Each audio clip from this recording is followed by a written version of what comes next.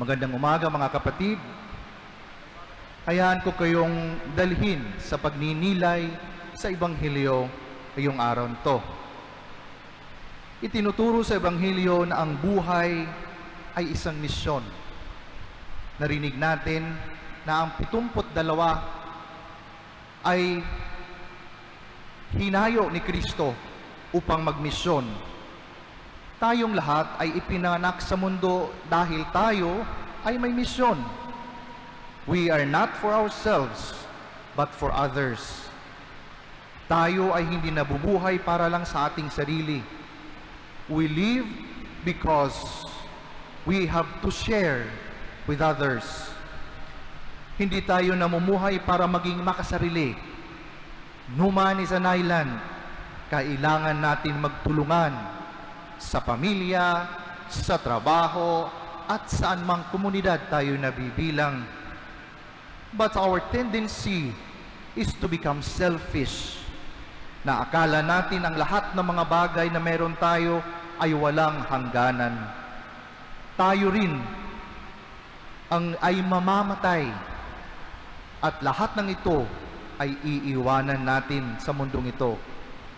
Kung tayo ay sa harap ng Diyos, pagmamatay tayo, ang unang tatanungin niya, ikaw ba ay nagmahal? Tinulungan mo ba ang mga nangangailangan? Nagampanan mo ba ang misyon na ibinigay ko sa inyo?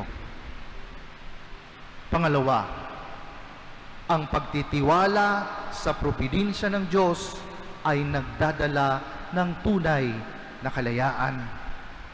Minsan sa buhay natin dumadaan tayo sa kawalan, at sa mga panahong iyon, nagkataon na nagkakaroon tayo ng problema na ang gusto natin masolusyonan yung mga problemang yaon.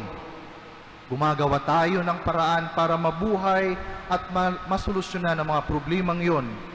Pero minsan, nakakalimutan natin na tumawag sa Diyos. We forget to pray and ask God's help. For example, yung mga mag-asawa, akala natin sa mga couple na tayo ang solusyon sa problema. God is the solution to the problem. We should ask God's help. Tumingala tayo sa langit, lumuhod at magdasal, dahil ang Diyos ang magbibigay sa atin ng solusyon. At kapag tayo ay nagdarasal, dapat tayo ay mataimtim.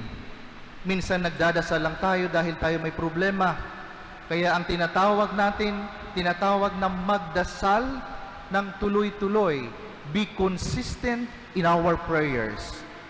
Hindi ibig sabihin na magdadasal lang tayo dahil tayo ay dumaranas sa dagok ng buhay. Hindi rin tayo minsan marunong magpasalamat.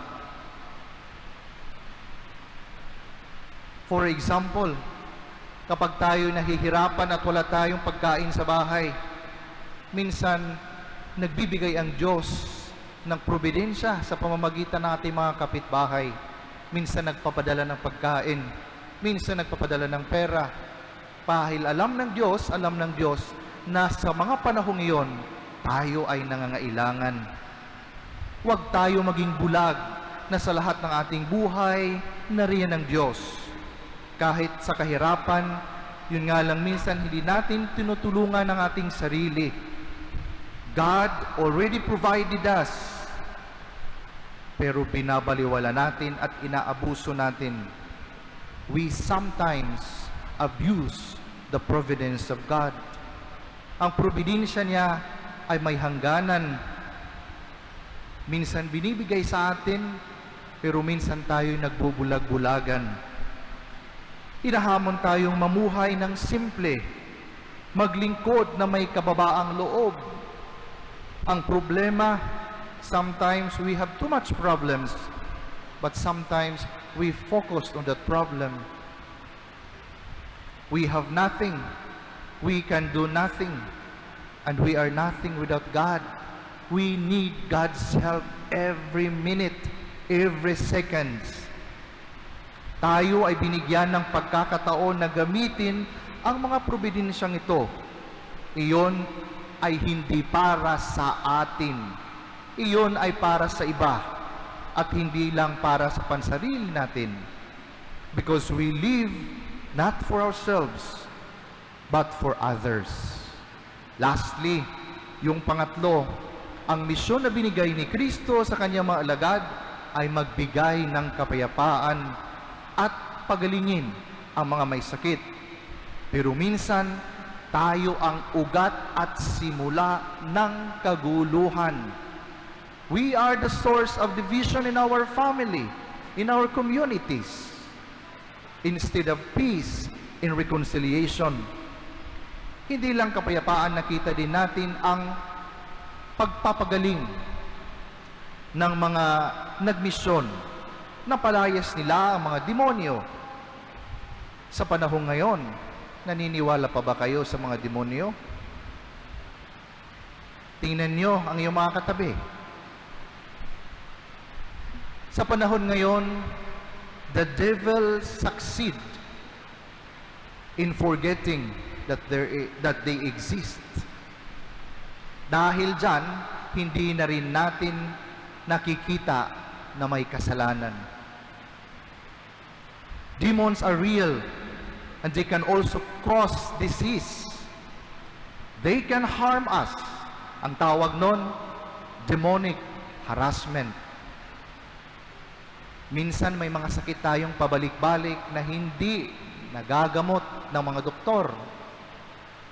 Ilan ng gamot, ilan ng chemotherapy, pero walang nangyayari. But why? Because we don't go to confession.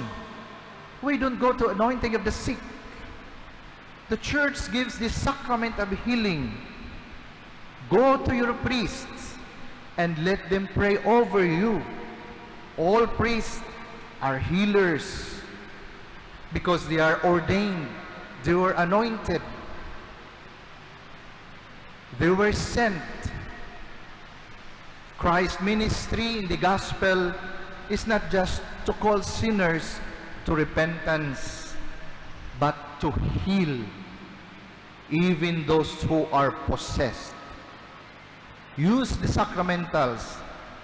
Kaso nga lang, ang alam natin, puntahan lagi ang mga albularyo, mga faith healers. Hindi tayo pumupunta sa pare. Priests are healers. Go to confession. Go to anointing of the sick. Because there are sickness that we have that manifest in our bodies that are spiritual in nature, by nature. Go to your priest. Go to confession. I might be. Healing starts there. Mga kapatid, tayong lahat ay may misyon. At ang lahat ng misyong ito ay para sa iba, hindi sa pansarili natin. God gives us this mission because He knows we are capable in spite of our incapabilities. Amen.